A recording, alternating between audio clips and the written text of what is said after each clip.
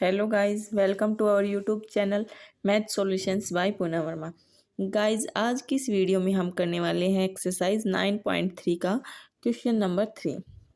तो question number 3 है हमारे पास, if two equal chords of a circle intersect within the circle prove that the line joining the point of intersection to the centre makes equal angles with the chords. तो question को हम अब तक नहीं समझ सकते जब तक हम उसका डायग्राम नहीं बना लेते। तो सबसे पहले हम उसका डायग्राम बनाते हैं।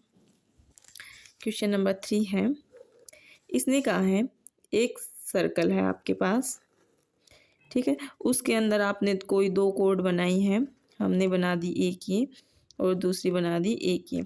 इसने कहा है कि ये दोनों कोड एक दूसरे को इंटरसेक्ट करती हैं, ठीक है। फिर दूसरा कहा है कि जब ये इंटरसेक्ट करती है ना, तो इसके सेंटर से आपके पास जो इनके कोड के बीच का जो एंगल बनेगा, यानी कि ये वाला एंगल और ये वाला एंगल दोनों इक्वल होंगे, ये आपको प्रूव करना है। तो हमने इन कोड्स को नाम दे दिया, इसका नाम दे दिया ए बी सी डी, और इस पॉइंट का नाम हमने दे दिया है ई, और इस सेंटर का नाम हमने दे दिया है ओ। तो उसके लिए हमें छोटा सा कंस्ट्रक्शन करना पड़ेगा। हमने इस सेंटर से लेके इस कोड के ऊपर हमने परपेंडिकुलर डाल दिया है, जिसका नाम है हमने दे दिया एल। इस सेंटर से हमने इस कोड के ऊपर परपेंडिकुलर डाल दिया है, जिसका नाम है हमारे पास एम। तो जो चीज़ दी है वो हम यहाँ पे लिख लेते हैं। गिवन दिया है इसने हमें, क्या कहा है, ये दोनों कोड्स इक्वल हैं। गिवन ए बी इक्वल है, दूसरी कोड सी डी के इक्वल। हमें प्रूव क्या करना है वो हमें यहाँ पे लिखना है टू प्रूव। देखिए, हमें प्रूव करना है एंगल ए ई ओ, यानी कि ये वाला एंगल इस वाले दूसरे एंगल के इक्वल है, एंगल सी ई ओ के। तो प्रूव करना है एंगल ए ई ओ है वो इक्वल होगा एंगल सी ई ओ के। इसमें हमने कुछ कंस्ट्रक्ट किया है वो हम यहाँ पे लिख लेते हैं। कंस्ट्रक्शन में हमने क्या किया है, कंस्ट्रक्शन में हमने किया है, जो हमारे पास ओ एल था, हमने ओ से लेके एल तक का परपेंडिकुलर किया है। फर्स्ट पॉइंट पे ओ एल है वो परपेंडिकुलर है किसके ऊपर, ए बी के ऊपर। दूसरे पॉइंट में हमने दूसरा परपेंडिकुलर डाला है, ओ एम परपेंडिकुलर डाला है सी डी के ऊपर, ओ एम परपेंडिकुलर डाला है सी डी के ऊपर। अब हम करते हैं अपना प्रूफ।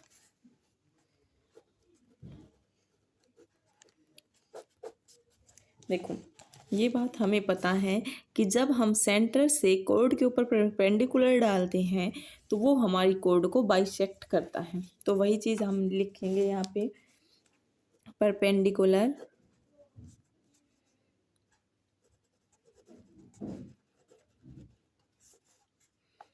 ड्रॉ किया हमने सेंटर से, perpendicular draw from the centre of the circle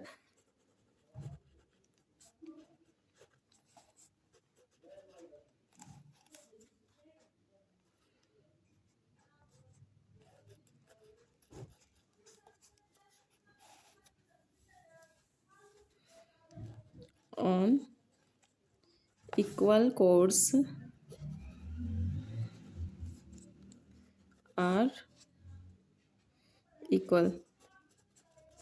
या आप ये लिख सकते हो कि हमने जो परपेंडिकुलर डाला है इस कोड के ऊपर वो इस ये भी वाला इक्वल होगा, ये इसके इक्वल होगा, ठीक है। और ये भी बोल सकते हैं कि ये हमारी जो कोड है उसको बाइसेक्ट करेगा। ये दो थ्योरम है, एक थ्योरम तो ये थी कि इसको बाइसेक्ट करेगा, दूसरी में ये कहा था कि जो ये परपेंडिकुलर डालेंगे दोनों इक्वल कोड्स के ऊपर तो वो परपेंडिकुलर इक्वल हो जाएंगे। तो यहाँ से हमारे पास क्या सॉल्यूशन निकला, अभी हमने जो पॉइंट कहा है उससे हमारे पास निकला कि जो ओ एल है वो इक्वल होगी ओ एम के। तो ओ एल है वो इक्वल है हमारे पास ओ एम के, यहाँ पे हमने ले लिया। अब हम क्या करेंगे, जो इसका जो इस अंदर ट्रायंगल बन रहा है ना, उन पार्ट्स को लेंगे। तो हम अगले पेज पे देखते हैं, हमने जो इसके ट्रायंगल बन रहे हैं वो ट्रायंगल्स हमने इस टाइप से ले लिए हैं दोनों, ठीक है। इस पॉइंट का नाम था हमारे पास ओ एल, और ये ई, और यहाँ से हो गया ओ एम ई। ये दो ट्रायंगल हो गए। तो हम यहाँ पे लिख देंगे in triangle OLE and triangle OME। हम इन दोनों ट्रायंगल का कंपैरिजन कर रहे हैं, इन दोनों को कॉन्ग्रुएंस प्रूव कर देंगे हम यहाँ से। तो हमने OL को OM के इक्वल दिखा रखा है, क्योंकि ये बात हम प्रूव कर चुके हैं। और दूसरा क्या था हमारे पास, जो ये एंगल हमारा था, ये वाला एंगल, ये इस एंगल के परपेंडिकुलर या 90 डिग्री का हो गया, क्योंकि ये सेंटर से बन रहे थे और सेंटर से परपेंडिकुलर हैं तो 90 डिग्री हो गए। तो हम यही बात लिख रहे हैं, जो एंगल L है वो इक्वल है हमारे एंगल M के। क्यों है? क्योंकि ये 90 डिग्री के हैं।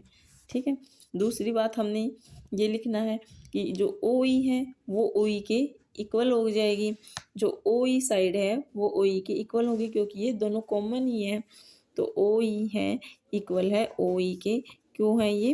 क्योंकि ये कॉमन है, कॉमन साइड है। और दूसरी हमारे पास OL है वो इक्वल है OM के, क्योंकि इसको हमने तो अभी अभी प्रूव किया है, प्रूव्ड अब। तो ये हमारे पास क्या हो गया, RHS, यानी कि ये राइट एंगल दिखा दिया हमने। ये हमारे इस ट्रायंगल की हाइपोटेन्यूज थी और ये इसकी एक साइड थी। तो बाई RHS से हमने क्या दिखा दिया कि जो ट्रायंगल है हमारे पास OLE ट्रायंगल है वो कॉन्ग्रुएंस है ट्रायंगल OME के। हमने इसको इनके इक्वल दिखा दिया। तो अब हमारे पास CPCT रूल क्या कहता है, बाय CPCT जब हमने इन एंगल्स को कॉन्ग्रुएंट दिखा दिया तो इनके कोरोस्पोंडिंग पार्ट्स भी इक्वल होंगे। तो यहाँ से हमारे पास क्या हो जाएगा, जो एंगल है हमारे पास, कौन सा एंगल है, LEO, वो इक्वल हो जाएगा किस एंगल के, MEO के। जो MEO है ये वाला एंगल इस बीच वाले एंगल के इक्वल हो जाएगा। अब यहाँ से देखने की ज़रूरत है हमें, जब हमारे पास ये छोटा सा ट्रायंगल है, इस पूरी लाइन का ये छोटा सा पार्ट हमने इक्वल कर दिया, तो क्या ये हम इसको नाम नहीं दे सकते AEO? ये बड़ी वाली लाइन का जो ये एंगल है वो इसके इक्वल हो जाएगा CEO के। तो हम यहाँ पे यही लिख रहे हैं, एंगल AEO है वो इक्वल हो जाएगा एंगल CEO के। और यही बात हमें अपने क्वेश्चन में प्रूव करनी थी। तो यहाँ पे क्वेश्चन नंबर 3 कंप्लीट होता है। क्वेश्चन नंबर 4 है, सेम ही है क्वेश्चन 4 भी। क्वेश्चन 4 ने कहा है, बस अब की बार थोड़ा सा अलग प्रूव करना है। In a line intersect, if a line intersect two concentric circles with center O is ABC and D, prove करना है कि जो AB है वो इक्वल होगा CD के। जैसा कि आपको डायग्राम में दिखाई दे रहा है, कंसंट्रिक सर्कल्स वो होते हैं ऐसे दो सर्कल जिनका सेंटर एक ही हो, जो आपको डायग्राम में दिखाई दे रहा है, ऐसे सर्कल को हम कंसंट्रिक सर्कल ही बोलते हैं। तो देखिए हमारे पास डायग्राम है, पहले हम डायग्राम बना लेते हैं। ये बड़ा वाला सर्कल है, ये इसके अंदर छोटा सर्कल है, ये इनका सेंटर है और यहाँ से कोई कोड पास हो रही है जो इस सर्कल्स को यहाँ पे A पे कट करती है, B पे, C पे और D पे। और हमने अपनी मर्जी से इस लाइन को नाम दे दिया है O। तो हमें क्वेश्चन में क्या क्या दिया गया है वो हम लिख लेते हैं।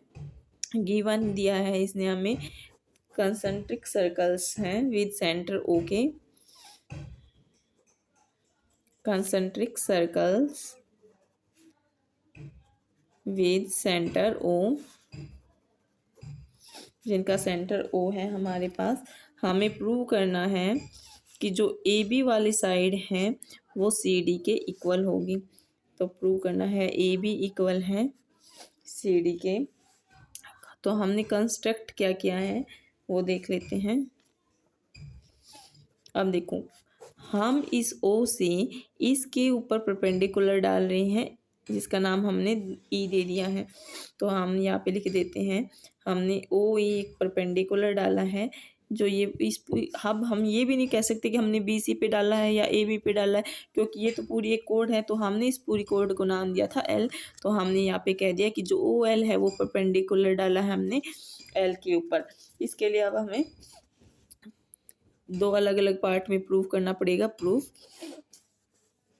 सबसे पहले हम छोटा सर्कल ले रहे हैं, in small circle with centre O, जिसका सेंटर ओ ही है हमारे पास। तो हम यहाँ पे ले रहे हैं छोटे वाला सर्कल जिसका सेंटर ओ है, और उसकी जो ये कोड है ये है बी और ये है सी, और इसका ये हमने डाल दिया ई, ये ले लिया हमने। तो अब हमने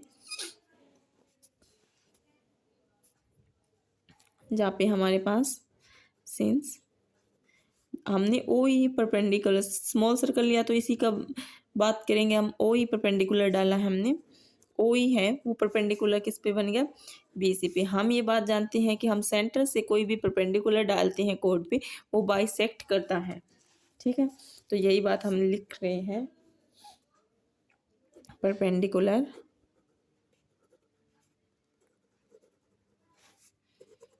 drawn from centre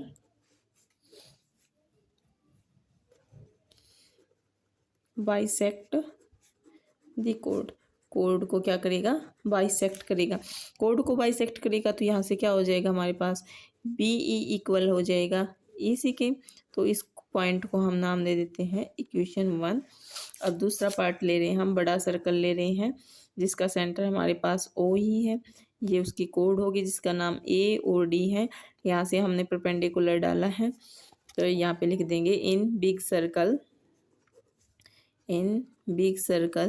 with centre O है जिसका हमारे पास सेंटर ओ। सिंस यहाँ पे हमारे पास जो ओ ई लाइन है वो परपेंडिकुलर है, किसके ऊपर परपेंडिकुलर है आपकी बार, ए डी के ऊपर। तो हम यही बात ये यहाँ पे लिख रहे हैं कि जो परपेंडिकुलर ड्रॉ किया है, perpendicular drawn from the centre bisect the code. Code को क्या करेगा, बाइसेक्ट दी कोड को बाइसेक्ट कर देगा। यहाँ पे हमारे पास बी इक्वल ई सी एक वन इक्वेशन बनी, अभी यहाँ से बाइसेक्ट कर रहा तो ए ई है वो इक्वल हो जाएगा ई डी का।